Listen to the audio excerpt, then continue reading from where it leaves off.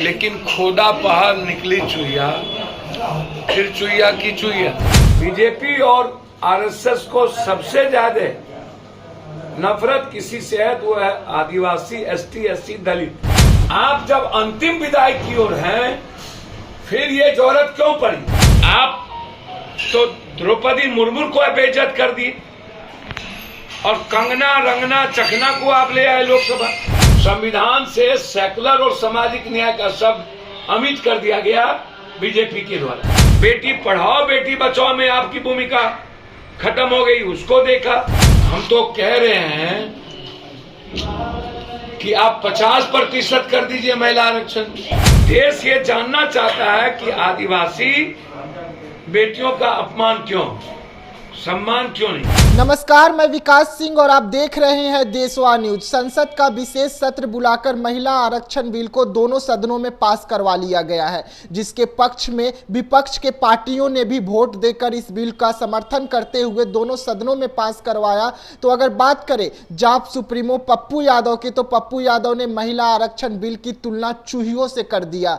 जी हां, आप सुन सकते हैं कि किस तरीके से पप्पू यादव कह रहे हैं कि जब हमने खोदा पहाड़ तो निकली चूहिया और फिर निकली चूहिया की चूहिया। पहले आप सुनिए कि किस तरीके से पप्पू यादव क्या कुछ कह रहे हैं, फिर हम आपको बताते हैं विस्तार से। जब राजीव गांधी जी ने महिला आरक्षण बिल लाया था, एक पहल की गई थी, तो 27 साल बाद 5-6 साल अटल जी थे और 10 साल नरेंद्र मोदी जी ने अचानक विशेष सत्र बुलाकर लोगों में एक शंका बैठ गई थी। लेकिन खोदा पहाड़ निकली चुहिया, फिर चुहिया की चुहिया। हाय तौबा,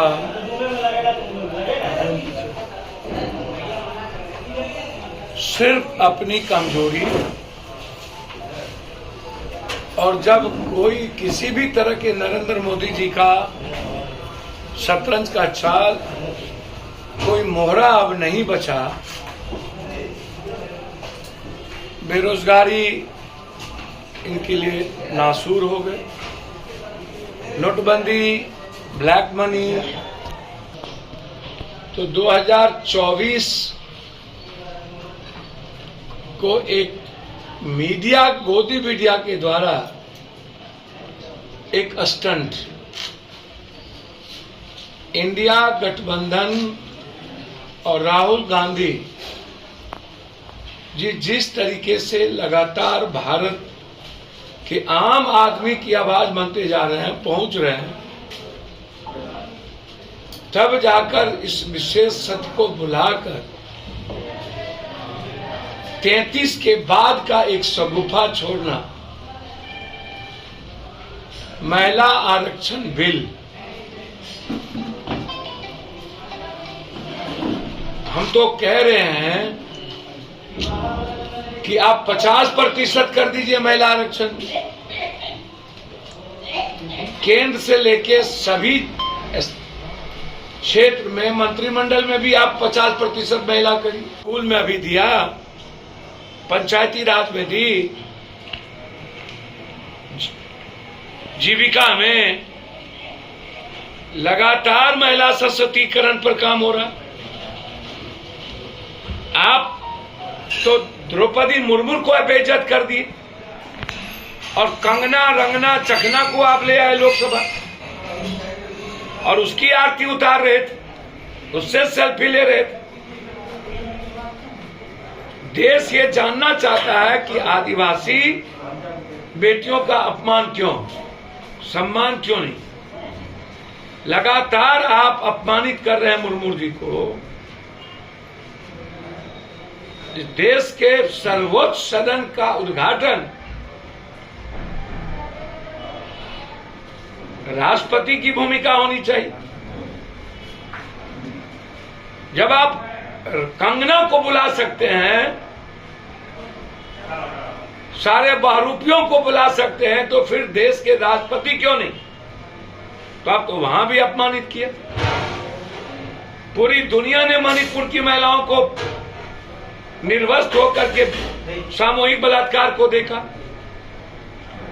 बेटी पढ़ाओ बेटी बचाओ में आपकी भूमिका खत्म हो गई, उसको देखा। एथलेटिक्स में आप खत्म हो गए। बीजेपी और आरएसएस का सम्मान सिर्फ सियासत और सत्ता है, बेटी या मां नहीं है। बीजेपी और आरएसएस को सबसे ज्यादा नफरत किसी से है तो वो है आदिवासी, एसटी, एससी, दलित, अत्यंत पिछड़ा, माइनॉरिटीज, ओबीसी। अरे आप 33% में जब आप समाज के कमजोर तबकों को शैक्षणिक और नौकरी में 67% आरक्षण की बात स्टालिन हमारे नेताओं ने किया है, तो फिर जिसकी जितनी जनसंख्या उतनी भागीदारी। आप जाति जनगणना करवाते, फिर परिसीमन करवा करके आप ये बिल लाते, या यदि ये बिल लाना था तो आप 2014 में जब आए थे तब ये बिल लाते, ताकि जाति जनगणना और परिसीमन दोनों कराया जा सकता था। आप जब अंतिम विदाई की ओर हैं, फिर ये जरूरत क्यों पड़ी? महिला बिल महत्वपूर्ण है। कई बार पहले राज्यसभा पास होकर के वह रुक गई। आस्था या विचार या लिंग या भाषा या भगवान या तर्क और कुतर्क की जरूरत नहीं है। केरल में सबसे ज्यादा मंदिर है, वहां कोई तर्क नहीं है, वहां सब सेकुलर है। संविधान से सेकुलर और सामाजिक न्याय का शब्द अमिट कर दिया गया बीजेपी के द्वारा इस बार के संविधान में अमिट कर दिया गया। है सेकुलर हमारी ताकत है, फिर क्यों? इसीलिए मैं जानना चाहूंगा कि लगातार जो कभी गीता, कभी रामायण, कभी कुरान, कभी बाइबल, कभी भाषा, कभी जाति, कभी क्षेत्र, काय हर विचारों की स्वतंत्रता की अभिव्यक्ति के हम पक्ष में हैं। किसी भी विचार को खत्म करके एक नूतन विचार को लाना सही नहीं है। आप नई विचार लाइए, लेकिन दूसरे विचारों को गलत कह के नहीं। आपको किसी भी पंथ धर्म को मानने का पूरी स्वतंत्रता है, लेकिन किसी दूसरे पंथ धर्म और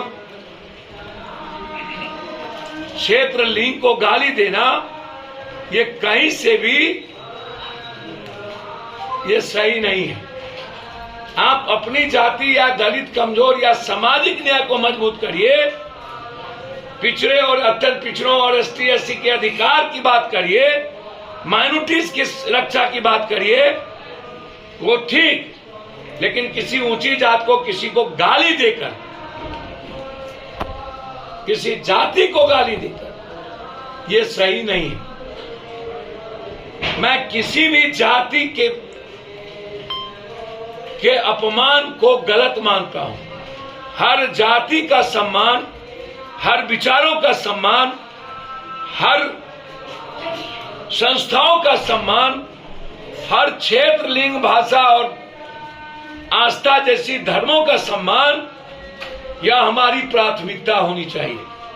जो कोई मंत्री लगातार इस तरह की बात करते हो, चाहे किसी को कृष्ण आता हो सपना में, किसी को राम आता हो, ऐसे लोगों को अपनी जिम्मेदारी और कर्तव्य का ख्याल रखना चाहिए कि हमारी जिम्मेदारी क्या है,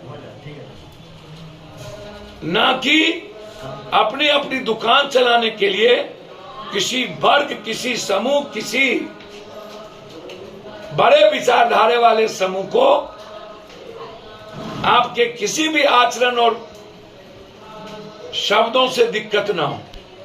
ऐसे लोग यदि किसी तरह के अपने शब्दावली से किसी समाज को कष्ट पहुंचाता है, तो वह किसी भी दल, किसी भी संस्था के लिए सही नहीं। जी हाँ, तो सुना आपने कि किस तरीके से पप्पू यादव देश के प्रधानमंत्री नरेंद्र मोदी को घेरते घेरते इस बिल का तुलना चूहियों से कर दिया। साफ तौर पे कह दिया कि इस बिल में अगर कुछ निकलेगा तो सिर्फ चूहिया की चूहिया ही निकलेगा। और क्या कुछ कह रहे थे इस बिल के बारे में पप्पू यादव, आपने सुना। तो फिलहाल देशवा न्यूज में इतना ही। देश दुनिया की तमाम खबरों के लिए बने रहिएगा देशवा न्यूज में। तब तक के लिए मुझे दीजिएगा इजाजत। धन्यवाद।